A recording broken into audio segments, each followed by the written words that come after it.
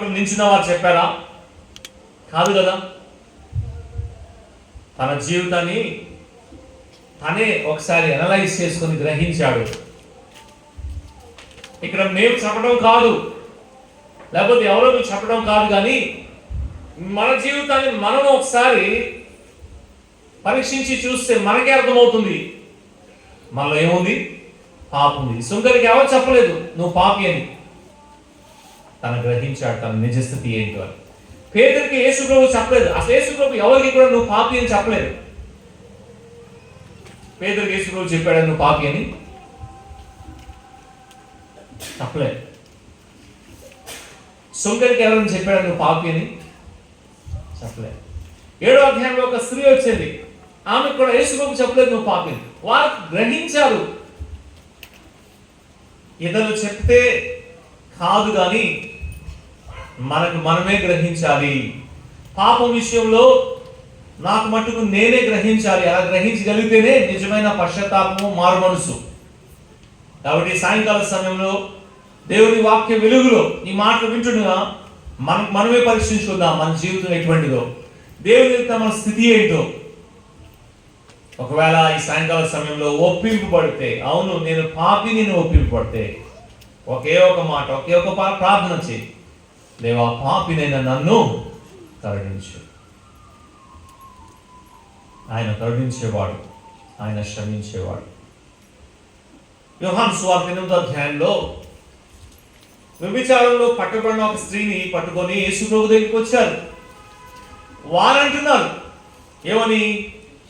ఈమె వ్యభిచారంలో పట్టబడింది అన్నారు. చదువుదాం ఆ మాట.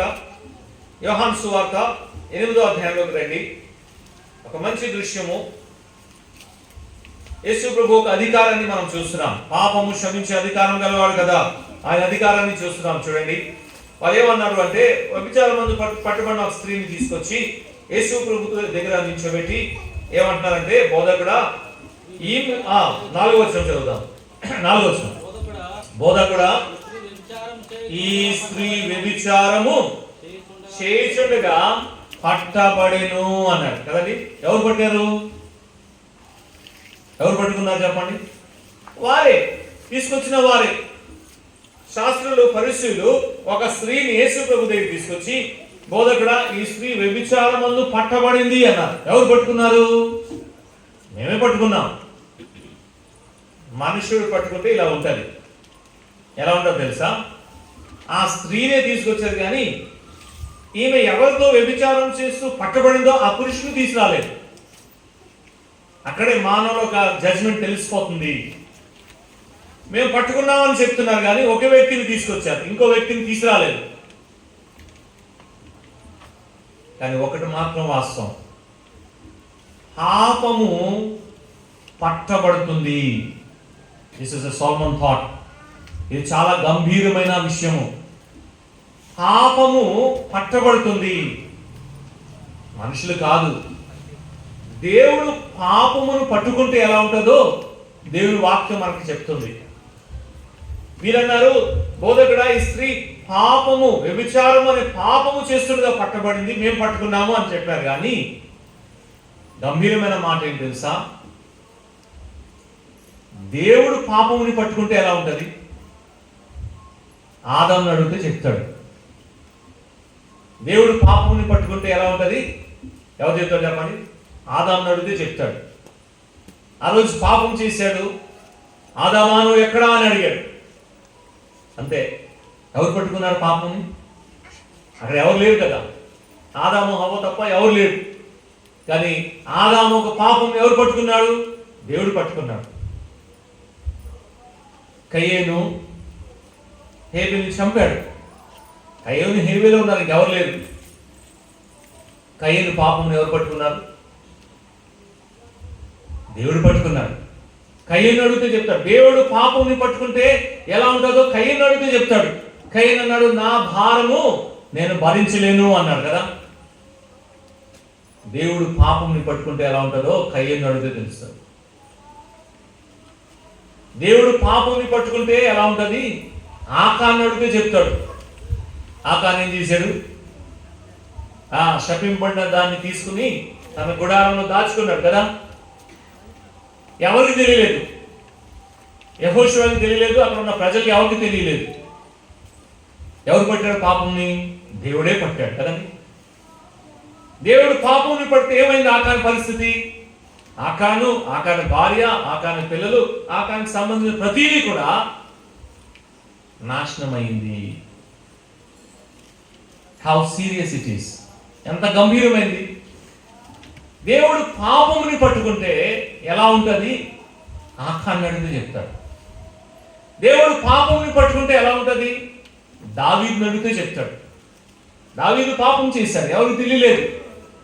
ప్రవక్త అయిన నాతాను కూడా తెలియలేదు. ఎవరు పట్టుకున్నారు పాపం? దేవుడు పట్టుకున్నాడు. దావీదు దాదాపు 1 సంవత్సరము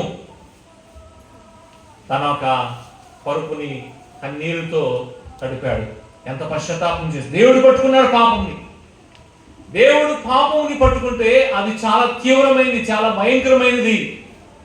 ఆదామును అడిగితే చెప్తాడు, కయీను అడిగితే చెప్తాడు, ఆకాను అడిగితే చెప్తాడు, దావీదుని అడిగితే చెప్తాడు, సౌలుని అడిగితే చెప్తాడు. దేవుడు పాపంని పట్టుకుంటే ఇంకంతే. ఈ సాయంకాల సమయంలో ఏం చేస్తున్నావో, ఏం ఆలోచిస్తున్నావో, ఎటువంటి జీవితాన్ని జీవిస్తున్నావు, ఎవరికి తెలియదు అనుకుంటున్నావేమో. తల్లిదండ్రైనా ఆదం హవ్వలకు తెలియలేదు కయీను ఏం చేశాడని. చాలాసార్లు తల్లిదండ్రులకు తెలియదు, దేవుడు పట్టుకున్నాడు. నాయకులైన యెహోషువకు తెలియలేదు, ఎవరు పట్టుకున్నారు చెప్పండి? ఆకాని పాపంని దేవుడు పట్టుకున్నాడు. నాయకులకు తెలియదు, పెద్దలకు తెలియదు. చాలాసార్లు ప్రవక్త అయిన నాతాను కూడా తెలియలేదు దావీదు ఏం చేశాడు, దేవుడు పట్టుకున్నాడు. సేవకులకి, దేవుని పనిలో ఉన్న వారికి కూడా చాలాసార్లు తెలియదు ఎవరేం పాపం చేస్తున్నారని. ఈ సాయంకాల సమయంలో అలాగే ఉన్నావేమో. నువ్వేం చేస్తున్నావు? బహుశా ఆదాము హవ్వలే ఎలాగైతే కయీను ఏం చేశాడో వాళ్ళకి తెలియలేదో, నీ తల్లిదండ్రులకు తెలియదేమో. దేవుడు పట్టుకుంటాడు, జాగ్రత్త. ఆకాను వలే నాయకులకు తెలియలేదు. సంఘంలో ఉన్నావు, పరిచయం చేస్తున్నావు, పాటలు పాడుతున్నావు, అన్ని పనుల్లో ఉంటున్నావు, కానీ నాయకులకు తెలియదు నీ స్థితి. దేవుడు పట్టుకుంటాడు, జాగ్రత్త. దేవుని పరిచయంలో ఉన్నావేమో, దేవుని పనిలో ఉన్నావేమో, అందరి ద్వారా ప్రశంస పొందుతున్నావేమో. దావీదు వలే నాతానికి కూడా తెలియలేదు, దేవుని సేవకు కూడా తెలియదు. నువ్వేం చేస్తున్నావు? కానీ దేవుడు పట్టుకుంటాడు. దేవుడు పట్టుకుంటే ఇంకంతే సంగతి. జాగ్రత్త. ఆ స్త్రీని తీసుకొచ్చి యేసు ప్రభు ఎదుట నిల్చోబెట్టారు. ఏమంటున్నారు తెలుసా? ఈమె పాపము అనగా వ్యభిచారం అనే పాపంలో పట్టబడింది అని చెప్తున్నారు. యేసు ప్రభు వంగి ఒకటి రాశాడు. ఏం రాశాడో నాకు తెలియదు. వారు మళ్ళా అడిగారు. యేసు ప్రభు మాట అన్నాడు. అదే ప్రాముఖ్యమైంది. వాళ్ళు ఏమంటున్నారంటే ఎంతసేపు ఈమె పాపం చేసింది అంటున్నారు, కానీ వారి విషయం ఆలోచన చేయట్లేదు. యేసు ప్రభు అన్నాడు, మీలో ఎవరిలో అయితే పాపము లేదో, ఆ మాట చదువుదాం. యోహాను సువార్త 8వ అధ్యాయము 7వ వచనం కదా, లేకపోతే 6వ వచనం. ఆయన మీద నేరం మోపవనని ఆయనను శోధించుచు అలాగ అడిగిరి. అయితే యేసు వంగి నేల మీద వ్రేలితో ఏమో రాయిచుండెను. వారు ఆయనను పట్టు వదలక అడుగుచుండగా ఆయన తల ఎత్తి చూచి మీలో పాపము లేని. చాలా చక్కటి. నేను చెప్పాను కదా, యేసు ప్రభు మాటల్లో చాలా పర్ఫెక్ట్. ఆయన మాట్లాడిన ప్రతి మాట చాలా బ్యాలెన్స్ మాట్లాడారు. ఆయన అన్నాడు, మీలో చెప్పండి, నాకు కావాలి ఆ వర్డ్స్, తెలుగులో ఆ వర్డ్స్. మీలో పాపము లేనివాడు ఏం చేయాలంట? మొదటి రాయి విసిరాలి అని. ఈరోజు ఎవరైతే పాపం చేయలేదో వారు రాయి విసిరం ఎలాగన్నాడు యేసు ప్రభు? అలా ఉంటే చాలా మంది విసిరేవారేమో. ఈరోజు ఎవరైతే పాపం చేయలేదో వారు రాయి విసిరండి అన్నారా? మీలో కొందరు కొన్ని రోజుల నుంచి నిష్ఠగా బ్రతుకుతున్న వారు ఉన్నారు, వారు రాయిస్తుంది అన్నారు. మీలో పాపము లేదు అని అన్న వారు ఎవరైనా ఉంటే రాయిస్తుంది అన్నాడు. అంతే. పెద్దవాళ్ళు మొదలుకొని చిన్నవాళ్ళ వరకు అందరూ కూడా ఏమైపోయారు చెప్పండి? రాడు ఇక్కడే విడిచిపెట్టేసి వెళ్ళిపోయాడు.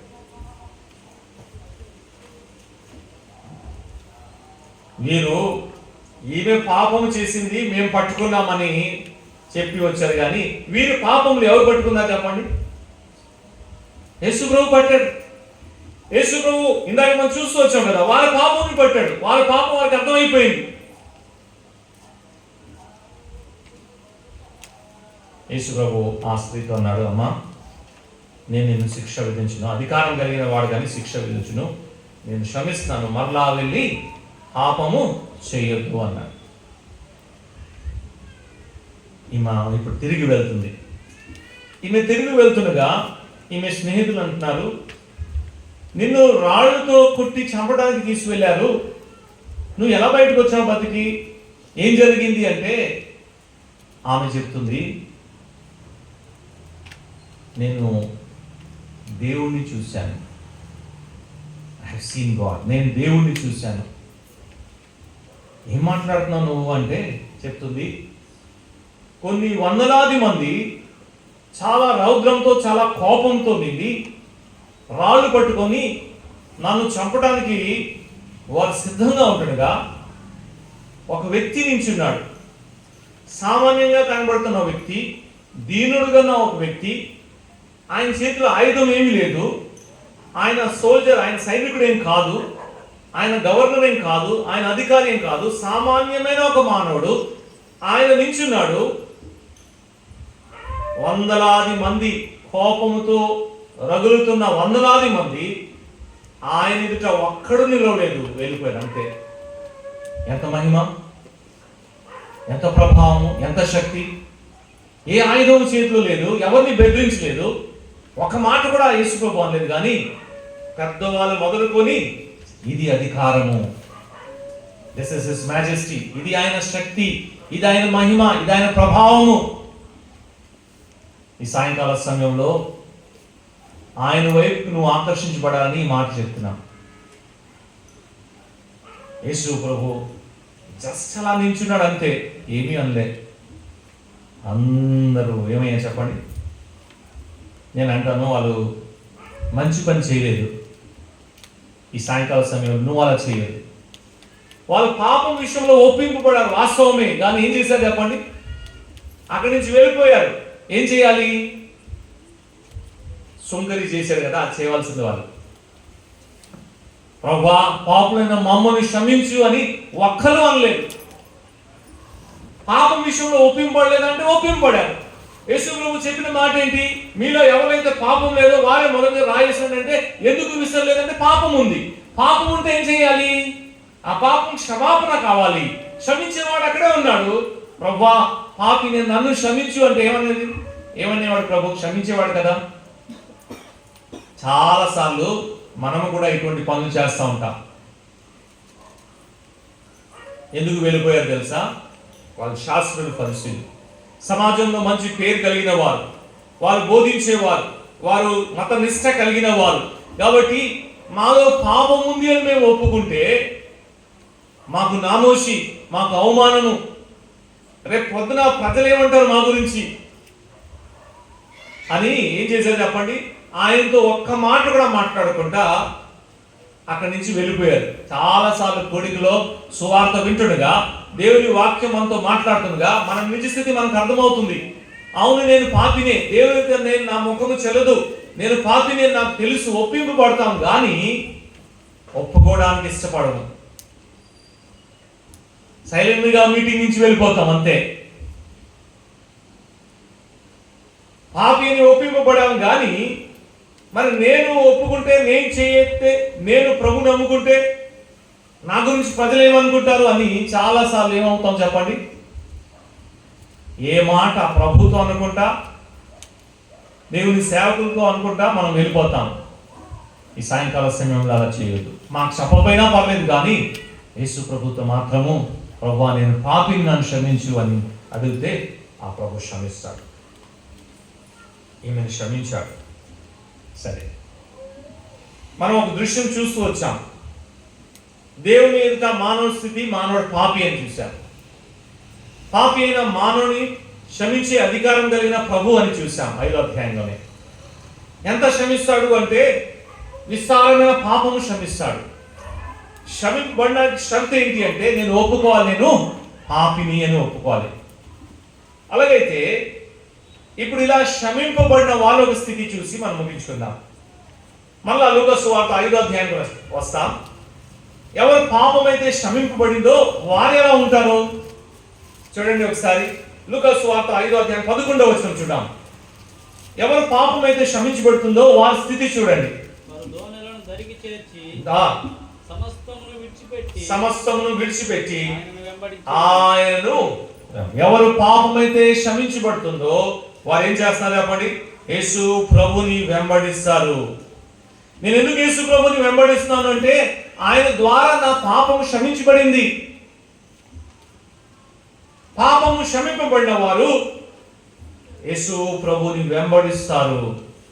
మా వెంబడిస్తున్నావా యేసు ప్రభుని? విస్తారమైన నీ పాపం క్షమించాడు కదా, నీ స్థితిని మార్చాడు కదా, నీకు నూతనమైన జీవం ఇచ్చాడు కదా, నిత్య జీవం ఇచ్చాడు కదా. ఎంత యేసు ప్రభుని వెంబడిస్తున్నాం? విశ్వాసులకే ఈ మాట, ఎంత యేసు ప్రభుని వెంబడిస్తున్నాం? విశ్వాసులైన మనము ప్రభు మనకు చేసిన మేలుని బట్టి స్వార్థపరులుగా ఉండకూడదు. క్షమించాలి చాలే ప్రభా, ఇంకా నా మతికి నేను చూస్తానని కాదు. ఏం చేయాలి చెప్పండి? ఎవరు పాపం అయితే క్షమింపబడ్డాయో వారు ప్రభుని వెంబడిస్తారు. వెంబడిస్తున్నామా? సౌలు అనే వ్యక్తి యేసు ప్రభు ద్వారా క్షమింపబడ్డాడు. ఆ వ్యక్తి ఏం చేశాడు చెప్పండి? జీవితాంతం యేసు ప్రభుని వెంబడించాడు. పేతురు యేసు ప్రభు ద్వారా క్షమించబడ్డాడు. ఏం చేశాడు? జీవితాంతం యేసు ప్రభుని వెంబడించాడు. మనము కూడా యేసు ప్రభు ద్వారా క్షమించబడ్డాం కాబట్టి మనం ఏం చేయాలి? జీవితాంతము ఆయన్ని వెంబడించాలి. అది మొదటిది. 5వ అధ్యాయంలో మరొక వ్యక్తి చూసాం కదా, అతని పాపం కూడా క్షమించబడింది కదా. అతను ఏం చేస్తున్నాడు చూడండి. లూకా సువార్త 5వ అధ్యాయంలో 25వ వచనం చూద్దాం. వెంటనే వాడు వారి ఎదుట లేచి తను పండుకొని ఉన్న మంచం ఎత్తుకొని దేవుని మహిమపరచ. పాపము క్షమింపబడిన వారు ఏం చేస్తున్నారు చెప్పండి? దేవుని మహిమపరుస్తారు. ఈ వ్యక్తి పాపం క్షమించబడింది, ఇతను ఏం చేస్తున్నారు చెప్పండి? దేవుని మహిమపరుస్తారు. దేవుని మహిమపరుస్తున్నావా? నీ పాపం క్షమించబడింది కదా, నువ్వేం చేయాలి? దేవుని మహిమపరచాలి. మహిమపరుస్తున్నావా? అన్ని విషయంలో దేవునికి మహిమ చెల్లిస్తున్నావా? ఇదిగో నా పాపం ఆయన క్షమించాడు అని ఆయన్ని స్తుతిస్తున్నావా? ఆయన్ని పూజిస్తున్నావా? ఆయన్ని ఆరాధిస్తున్నావా? ఆయన్ని కీర్తిస్తున్నావా? పాపము క్షమింపబడిన వారు ఏం చేస్తున్నారు? వారి స్థితి చూస్తే మొదటిగా వారు ప్రభుని వెంబడించే వారుగా ఉంటున్నారు. రెండోది దేవుని మహిమపరిచే వారుగా వారు ఉంటున్నారు. మూడోది 7వ అధ్యాయంలో కూడా ప్రభు ఆ పాపాత్మైన స్త్రీని క్షమించాడు కదా, ఆమె గురించి ప్రభు చెప్తున్న మాట 50వ వచనం చూడండి. పాపము క్షమింపబడిన వారి స్థితి. సమాధానము. పాపము క్షమింపబడిన వారు ఎలా ఉంటారు చెప్పండి? సమాధానంతో ఉంటారు.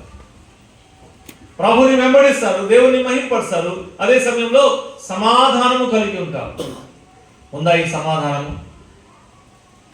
సమాధానం కలిగి ఉంటే దేవునికి మహిమ. ఆయన క్షమించేవాడు. 18వ అధ్యాయంలో 14వ వచనం చదువుదాం చూడండి. పాపము క్షమింపబడిన వారు ఏం చేస్తున్నారు చూడండి. వారి స్థితి చూస్తున్నాం. నీతిమంతుడుగా తీర్చబడ్డారు కదా. 14వ వచనం చదువు. 18వ అధ్యాయం లూకా సువార్త. నీతిమంతుడుగా తీర్చబడుతున్నారు.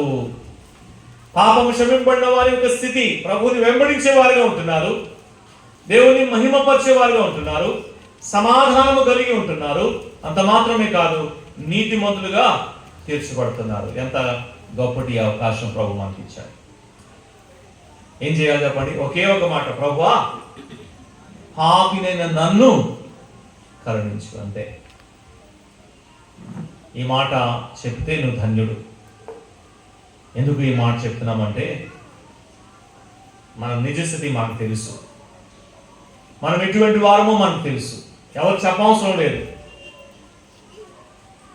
ఈ నిజస్థితి ఎటువంటిదో మనకు తెలుసు కాబట్టి మనమే సొంతంగా ప్రభుని, ప్రభువా నన్ను క్షమించు అని ప్రభుని కోరాలి.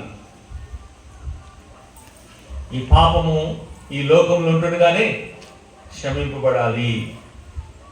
ఈ లోకం విడిచిపెట్టిన తర్వాత అక్కడ కూడా ఆయనే ఉంటాడు, కానీ పాపం ఆయన క్షమించడు. యేసు ప్రభువే ఒక దృష్టాంతం చెప్పాడు. ఇద్దరు మనుషులు ఉన్నారు. ఒకడేమో ధనవంతుడు, మరొక వ్యక్తి లాజర్ అనే ఒక పేదవాడు. ఈ లోకంలో వారు జీవిస్తున్న విధానము దేవుని వాక్యంలో చెప్తుంది. ధనవంతుడు దేవుని భయం లేకుండా, దేవునితో ఎటువంటి సంబంధం లేకుండా తన ఇష్టానుసారంగా జీవించాడు. ఒక మాటలో చెప్పాలంటే పాప భోగములో జీవించాడు. చనిపోతే ఎక్కడున్నాడు? పాతాళంలో కన్ను తెరిచాడు కదండి. పాతాళంలో ఎంత భయంకరమైన స్థితి చూసి అప్పుడు గుర్తు చేసుకుంటున్నాడు, దేవా ఎవరు కూడా ఇక్కడ రాకూడదు అని. నా సహోదరులు ఉన్నారు, వారి దగ్గరికి లాజర్ని పంపించు, వారికి చెప్తారు, వారైనా మారు మనసు పొందుతారు అని. సరే అలాగే పంపుతాను అనలేదు. ఏమన్నాడు చెప్పండి? వారి దగ్గర ప్రవక్తలు ఉన్నారు, అంటే మోషే రాసిన పుస్తకం ఉంది, ప్రవక్తలు ఉన్నారు, వారి మాట వారు వినాలి. వారి మాట వినకపోతే ఇంకెవరి మాట వారు వినరు. ఈ సాయంకాల సమయంలో ఏం చేస్తావు? నిజస్థితిని పేతురు వలె యేసు ప్రభు ఎదుట ఒప్పుకుంటావా? సుంకరి వలె ప్రభువా నేను పాపిని అని ఆయన్ని క్షమాపణ కోరుకుంటావా? లేకపోతే శాస్త్రులు ఫరిసీయులు ఒప్పింపు బడి కూడా ఏ మాట మాట్లాడుకుంటూ వెళ్ళిపోయారో అలా వెళ్ళిపోతావా?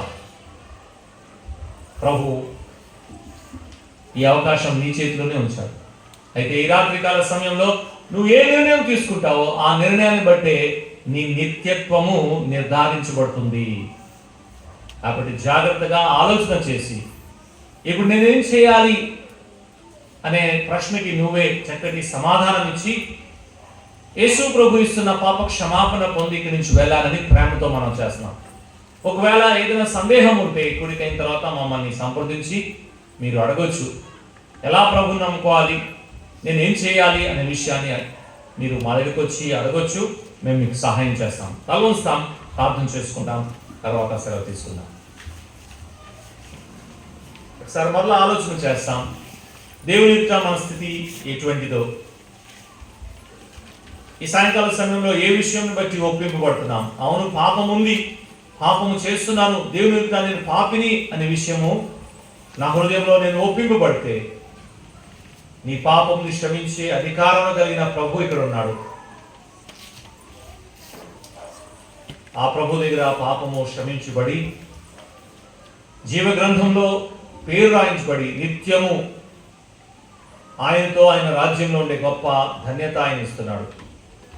శాస్త్రులు ఫరిసీయులు ఒప్పింపబడారు, కానీ ఏ మాట మాట్లాడుకుంటా వెళ్ళిపోయారు.